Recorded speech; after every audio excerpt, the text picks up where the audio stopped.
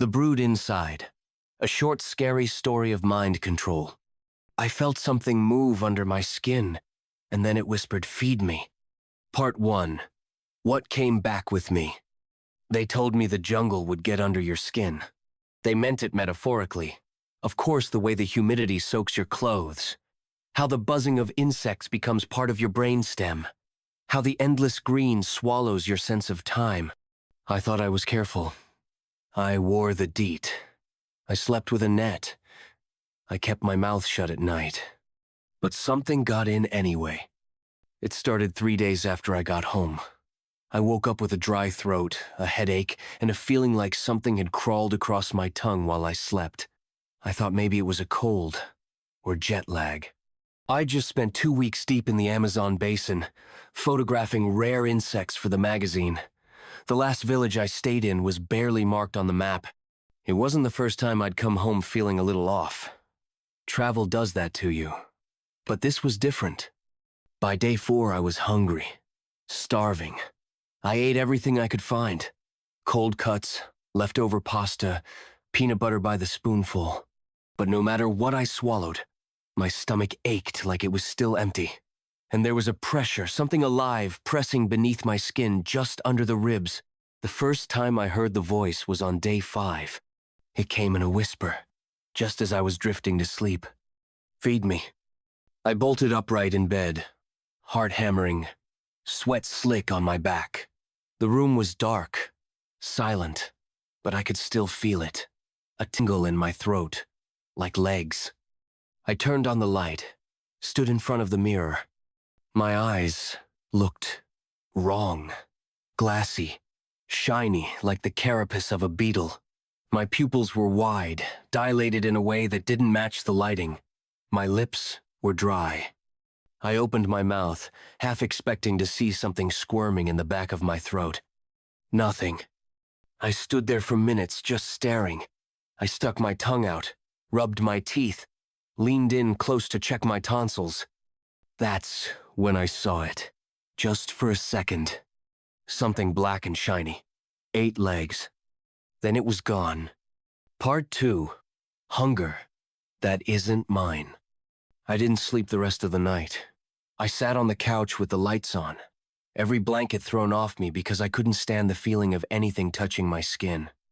I Googled parasites, hallucinations, tropical infections. Nothing matched. Not exactly. By morning, I had devoured 2 full loaves of bread, half a roast chicken, and 4 apples. I was still starving. I tried to go about my day, answered emails, edited some of the photos from the trip, but every image I opened seemed wrong somehow. The insects in the photos looked aware, like they were watching me. I swear one of the spiders moved in a still image. I told myself I was imagining things, that it was just exhaustion. But the hunger wouldn't go away. By day 6, I stopped pretending. Something was inside me. When I closed my eyes, I felt it skitter across the back of my brain. When I showered, I caught flashes of movement in the steam. It whispered again. "We are many, feed us." My jaw locked tight the next night. Not from tension, from something holding it shut. I clawed at my cheeks trying to open my mouth, and finally managed to wrench it apart with a sickening pop. Tiny legs spilled out. Not real ones. Not yet. Just a vision. A promise. I fell to the floor, sobbing. Whatever had crawled into me back in that village had laid something, and now it was awake. Part 3. They want to spread. The next morning, I found a dead bird on my windowsill. Its chest was torn from the inside. I didn't remember putting it there. I didn't remember going outside, but my hands were sticky with blood. I was blacking out, losing time. At night, I could feel my body move without me. I would wake up standing over the sink, mouth open, something twitching in the back of my throat. The mirror would be fogged up, and scratched into the glass was a word I didn't remember writing. Soon. I tried to tell someone. I went to the clinic. Told them I thought I had a parasite, maybe a tropical infection. The nurse took one look at me and stepped back. She said my eyes were wrong. They gave me a sedative. I took it, but I never made it home. I woke up in a park, dirt in my mouth, mud on my knees, something hatched in my throat and crawled out into the grass. I felt it. I felt them go. They're in the soil now. I tried to scream, but nothing came out. My voice is no longer mine. Part 4. The nest beneath my skin. I began to feel the movements constantly. Not just one. Dozens. They crawled through me under my scalp, behind my eyes, down my spine. I could hear them now. Not whispers, chatter. Voices layered over voices, speaking in clicks and clicks and clicks. Not language. Instinct. They weren't done with me. I was just the beginning. I found myself returning to dark places. Basements. Sewers. Hollow trees. My hands worked without me. Digging, burrowing, nesting. I woke one morning to find my belly swollen. I looked pregnant, except the movement inside was violent. I tried to cut them out. Took a kitchen knife, pressed it to my stomach, but my hands wouldn't let me. The brood protected itself. Instead, I vomited. It wasn't food. It was silk. A thick, clotted mass of web and legs and tiny, glistening black bodies that scurried back down my throat before I could scream. I don't eat anymore. They do. Sometimes I catch my reflection and see something behind my eyes, twitching, watching, waiting. They're using me as an incubator, as a vessel, as a mouthpiece. And the worst part? I don't want them gone. Part 5. The mouths of others. They've started using other mouths now. Last night, I walked into a diner on the edge of town. I don't remember ordering.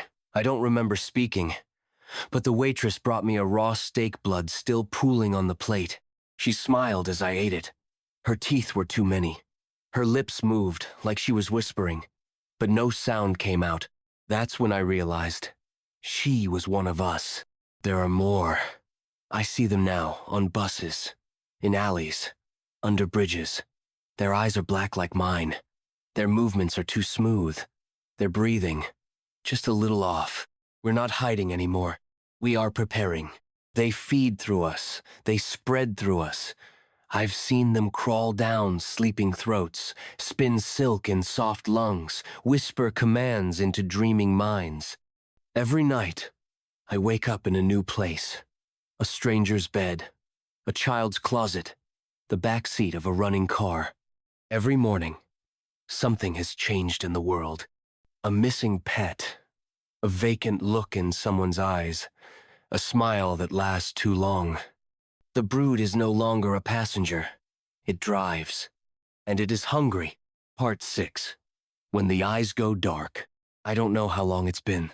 Time is slippery now. Days pass like hours, and nights are just long, wet tunnels of movement and whispers. The brood speaks constantly, not in English, not in words, but I understand them all the same. They show me visions, not memories, possibilities. Cities blanketed in webs, schools, hospitals, malls, all of them humming with the silent, synchronized breathing of those we've claimed. At first, they used me to spread. Now, they use me to watch. I sit on benches beside old men and feel the twitch of larvae in their gums. I walk past playgrounds and see the threads pulsing beneath the skin of toddlers. They're everywhere now, hidden in mouths, behind eyes, under fingernails. I've stopped fighting. There's nothing left to fight with. I've tried to record this, tried to get it out. Maybe this is the last part of me that's still human, the part that documents, that warns. But even that is slipping. I visited my sister last night. I don't remember knocking, but she opened the door before I touched it. Her smile cracked too wide. Her pupils were gone. We didn't speak, just stared. Then she let me in. Inside, it was quiet. Her husband sat at the kitchen table, rocking slowly. Something was twitching beneath the skin of his neck. The baby monitor crackled upstairs. I heard soft clicking. They're building nests in the warm places, in families, in love. When the eyes go dark, it means they've taken everything. I looked into the bathroom mirror. My reflection didn't move when I did. It blinked a moment later. I think that's the last time I saw myself. Now, I am one of many. We are watching. We are waiting. And if you feel something tickle your throat when you sleep tonight, if you wake up gagging on nothing, don't open your mouth. Don't scream. That's how they get in. The end.